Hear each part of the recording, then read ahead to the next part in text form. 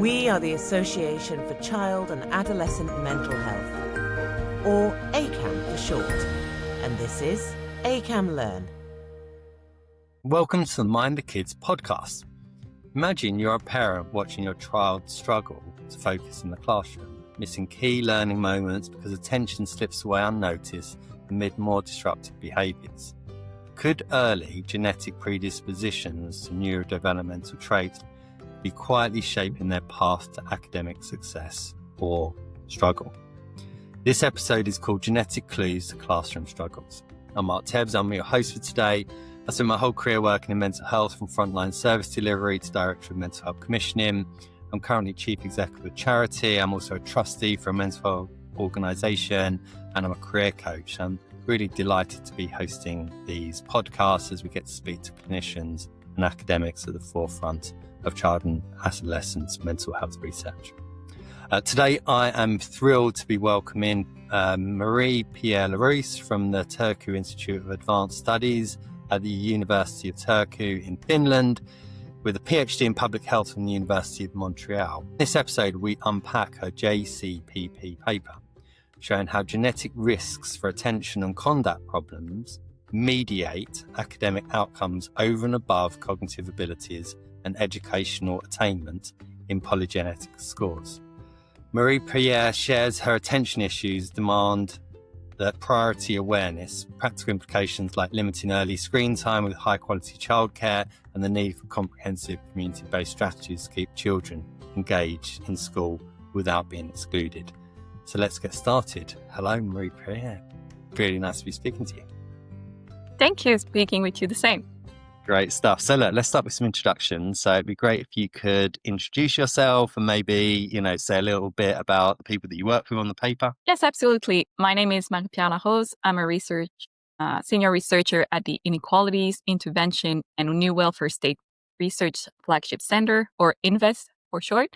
And I'm also a fellow at the Turku Institute for Advanced Studies at the University of Turku in Finland. I have a PhD in public health from the University of Montreal in Canada, and my research focuses on the early developmental mechanism for school readiness and academic achievement, with a focus on children's genetic predisposition and the early learning environments such as childcare. For this paper, I had a very international team with Dr. Isabel Sherman and Dr. Charlotte Cecil at the Erasmus Medical Center in the Netherlands, Dr. Barker and Garcia Mondragon at the King's College London, and Dr. Timer and Wallman joining us to complement our team from Harvard and Emory University in the United States. Wow, an international collaboration. Very impressive. Very international. Good stuff. So let's start with an overview. So be really interesting if you could just give us a bit of an overview of the study and maybe what the underlying motivations were behind what you were studying. Yes.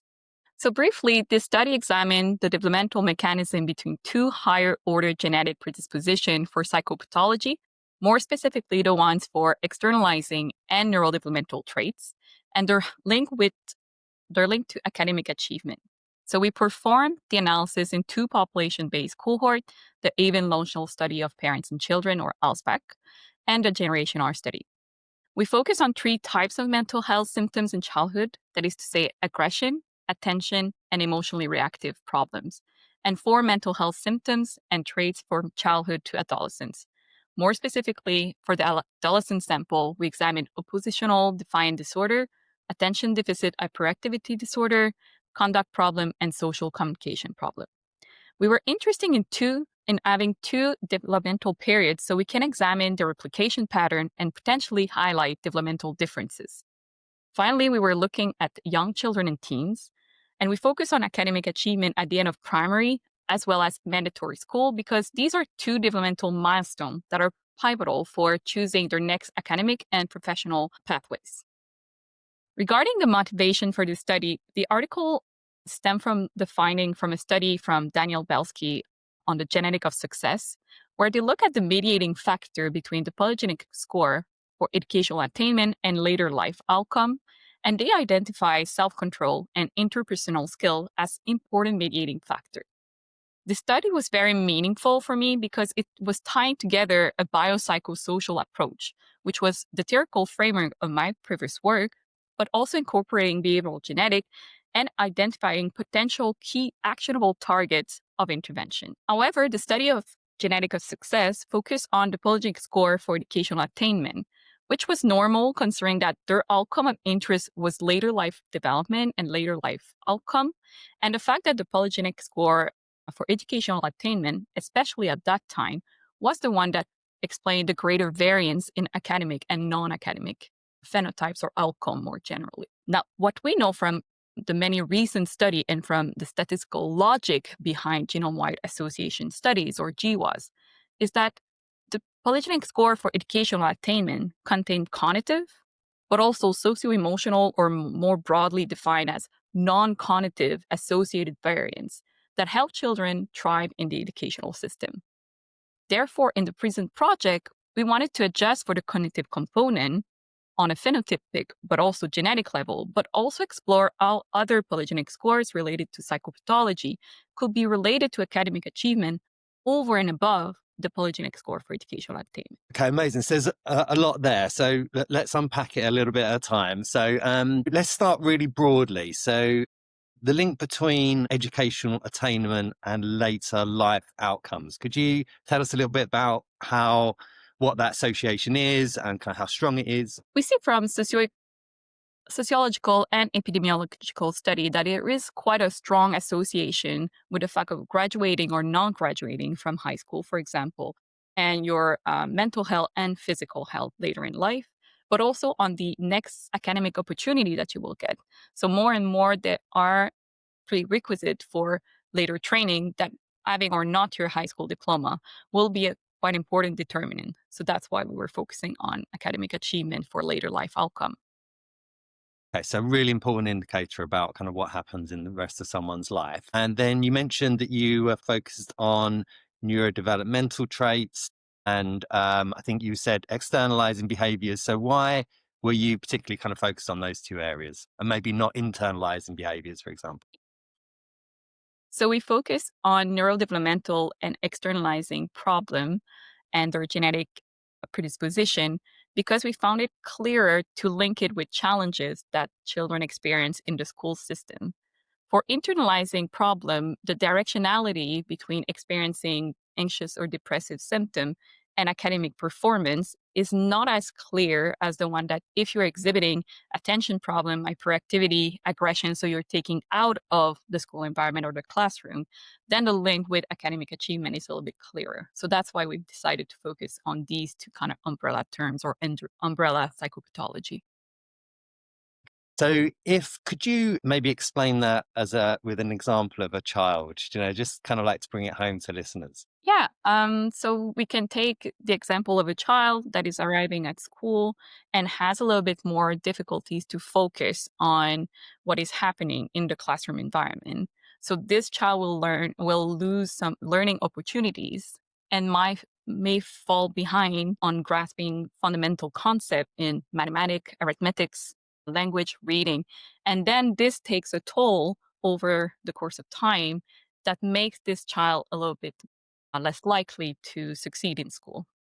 For the externalizing problem, this is about the same. If a child is having tantrums in the school environment, we're really focusing more on the childhood period here, then it may be taken out.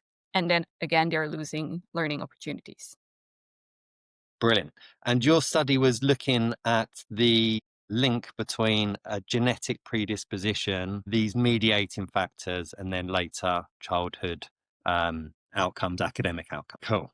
Brilliant.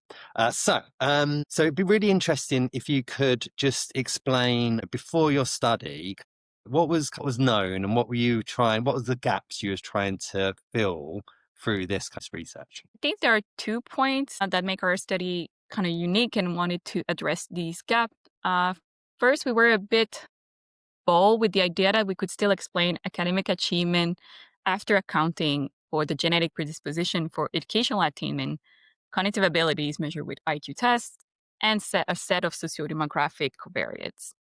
But the idea was to really focus on mental health dimension and their genetic predisposition for them, and to link them with academic achievement to find additional pathway that might not be that directly related to polygenic score for educational attainment. The other element that our study was interested in filling the gap was to use two cohorts to study developmental pathways in two developmental periods. Here, I think there was a methodological as well as theoretical benefit because we were able to look at different questionnaire that has been used in the literature and see the strength and the robustness of the association.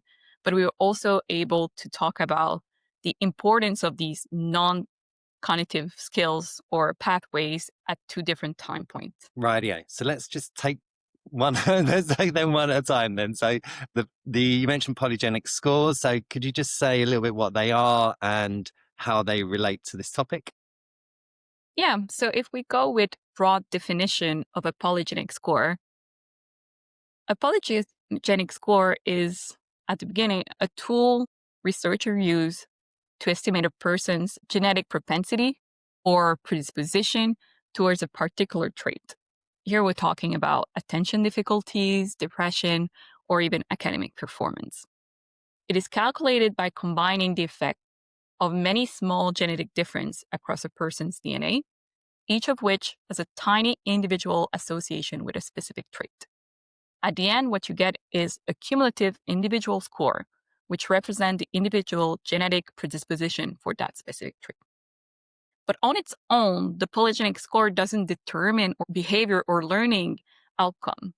Instead, it gives us a summary measure of genetic influence that is enacted via a cascade of biological pathways, which then interact with a person's environment and life experiences. So while the genes are there in the background, it's really how they play out on a more physiological and environmental background to develop behavior and learning that is this interplay between gene and environment.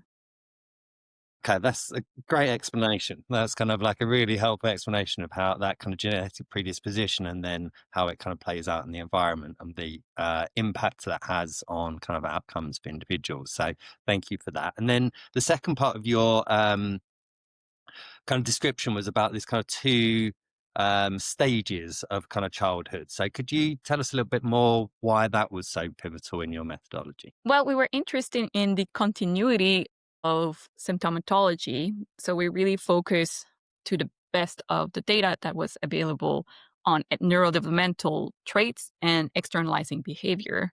But we also knew that they evolve over time. So temper tantrums and defiance, how it is expressed in early childhood is quite different than in the mid of adolescence or something, or this kind of time period. So having these two developmental periods kind of allow us to make a link between these early manifestation of opposition and later to see how their extension into more skipping school, involvement in crime, bullying could have an impact on academic achievement. Okay, brilliant.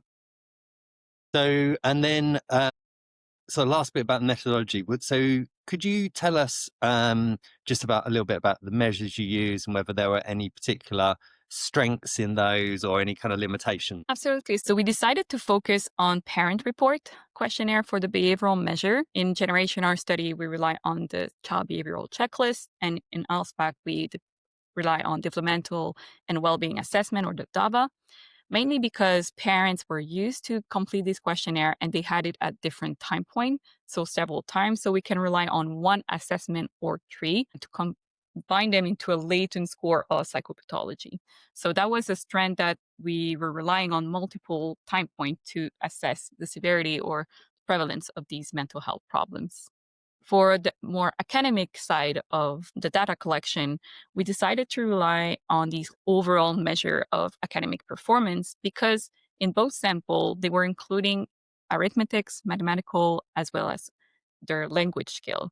So we didn't have any hypothesis for how a genetic predisposition might be linked to a specific skills in the learning environment or academic. We were more interested in this overall achievement. And we were able to rely on register-based data for the most part. So we don't have this social desirability bias of parents of over-reporting potentially the achievement of their children. Okay, no, makes perfect sense. So what did you find? What were your results? Tell us about your kind of, key findings. So we have two main key findings. The first one is highlighting the role of attention problem as a key mediating or explaining factor between genetic predisposition for neurodevelopmental trait and academic achievement. So here what we can say is that the polygenic score for neurodevelopmental problem was associated with attention problem, which later associated with academic achievement over and above cognitive abilities, as well as the polygenic score for educational attainment. When we're looking at the adolescent sample, we found an additional pathway via conduct problem that was associated with polygenic score for neurodevelopmental problem, but also externalizing one. And these conduct problems also play an explanatory role for academic achievement at the end of mandatory school. Okay, so in the childhood sample, the attention was the kind of key mediating factor. Was that what you expected? Is that kind of like, was that a surprise to you? We were thinking that attention problem would play a key role, but we were quite surprised that aggression was not coming up as another mediating factor. So we were kind of having the hypothesis that both aggression and attention problem would play a meaningful role in mediating the association with academic achievement. Okay, but you did find that with the adolescent sample, is that right? Yeah, exactly. So that was something we also hypothesized, that conduct problem, because it involved skipping school, for example, or staying out late, lying, might be related to lower chances of obtaining your diploma at the end of mandatory school. But the differences are important in the type of behavior and how they're handled in the school system. So I think that is one of the hypotheses why we found this developmental difference between our two samples and developmental periods. Okay, and is that kind of consistent with other findings in the area? I would say yes. ADHD has been found repeatedly as one of the main mental health disorder or symptoms that is linked with lower chances of graduating. I think that conduct problem, we see it. One of the strand of our study was to take also the comorbidity into consideration. So when we're talking about the attention problem, it's really over and above the aggression problem and the emotionally reactive. Same thing for the adolescent sample. So I think that by having these other measures and taking their influence on academic achievement at the same time, while also adjusting for cognitive abilities, this is why we were able maybe to highlight the one that is a little bit more salient while considering how they are correlated with the other traits. Yeah, okay. And I'm kind of wondering what the kind of like, what some of the implications of these kind of findings are. I would say that the key implication in our study is to realize that genetic predisposition do not mean causation or determinism. Genetic is only a tool to examine social and academic dynamics from a different and additional angle. And I would like parent, teacher, and clinician to remember the early and long-term association that we found between attention problem and academic performance. Comparatively to externalizing behavior, neurodevelopmental traits, and especially attention problem can be harder to notice, especially in the classroom environment, because they're not as salient as aggressive behavior, for example. However, in our study, while accounting for the presence of the other traits and behavior, we found that attention problems were over and above the externalizing and neurodevelopmental traits associated with academic performance. Therefore, increasing awareness toward attention problem with or without hyperactivity should be our scientific and also practitioner priority. Okay. And is there like, I don't know whether, from a public health perspective, is there an evidence base of things teachers and clinicians can do to improve attentional kind of focus in the classroom? Yeah, my answer will focus more on the preventing and promoting approach for attention. First, if you look at the early childhood literature, you really see an association with screen time during the first years of life. So I think this is something that clinician, pediatrician can also be having a discussion with parents about the importance of limiting screen time. The second part is related to childcare attendance, which I did some research about. In a prison study, we tested the moderating role of childcare attendance, but we didn't find any significant result on the full mechanism. However, the question was a bit more complicated in our project than just childcare attendance and attention. Specifically, we were looking at the moderation or buffering effect of childcare on the full mechanism, from genetic predisposition to academic achievement. But we did not specifically test the role of childcare attendance on attention problem. However, previous studies have shown that attending childcare of good quality improve attention and self-regulation skills for children from families with lower socioeconomic status. And finally, looking at moderation of genetic association with attention problem. Using data from MOBA in Norway, there was a team that showed that school quality can attenuate or even render null the association between genetic predisposition for ADHD and ADHD symptomatology. Such findings are extremely relevant and inform us about the role of the quality of the environment to conceptualize resilience and in an integrated system of influence from genetic to school environment and public investments. So were you surprised that you didn't find that association with kind of childcare? Because I know that has been found in other studies. I was a little bit surprised, but at the same time, it was a little bit expected also considering the cohort we were doing the analysis with. So in the ALSPAC cohort, it's from the early 90s, and I've been doing trajectories of childcare attendance, and we see that childcare was extremely expensive, still is a little bit, but at that time, there was not a lot of structural component to help people, especially with lower income, to access childcare. So you really see a small percentage of children going to full-time childcare and also to part-time. So the biggest group was no childcare attendance because we really focus on center-based childcare attendance. So here we didn't necessarily have the statistical power or the environment to really buffer some either socioeconomic or genetic propensity for later outcome.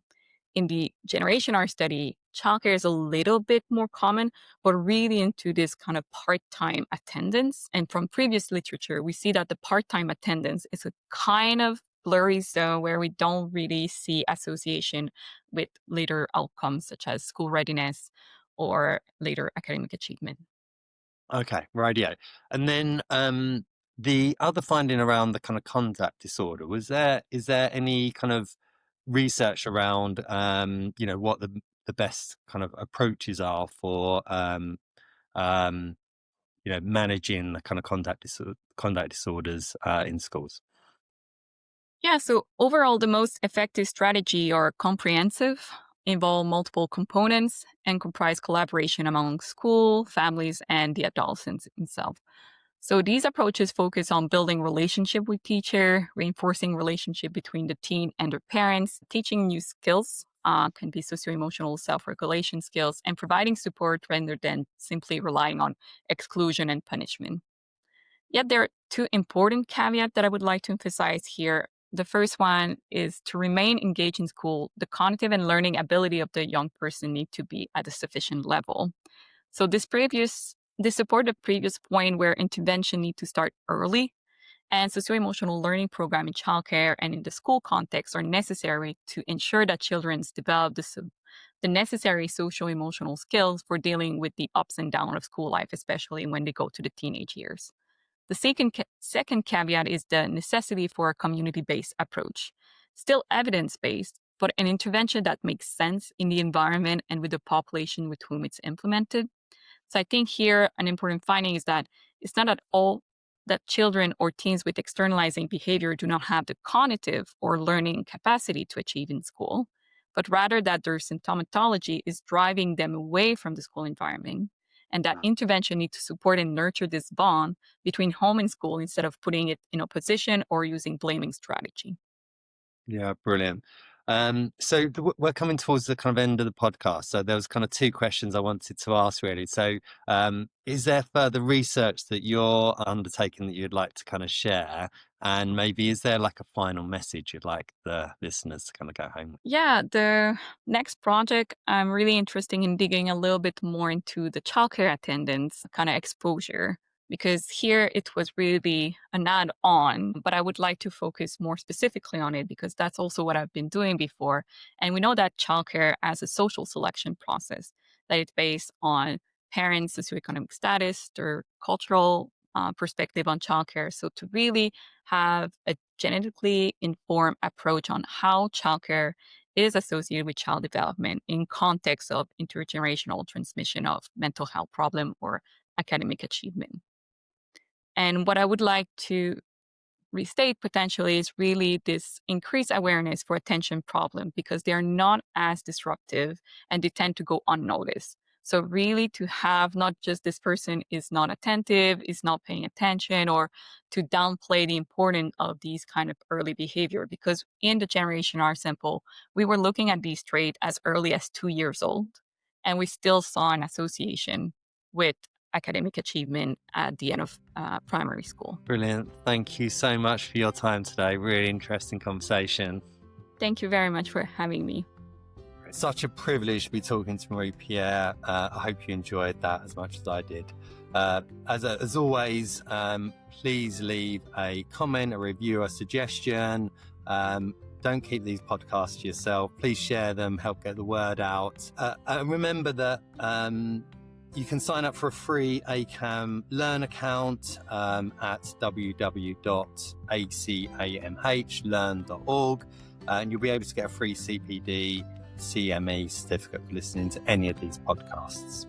Next week, we're off to Utah to speak to Associate Professor Mi-Young Min in a powerful, moving discussion about her JCPP paper on intergenerational transmission of maternal childhood maltreatment through prenatal substance exposure. I'll see you next week.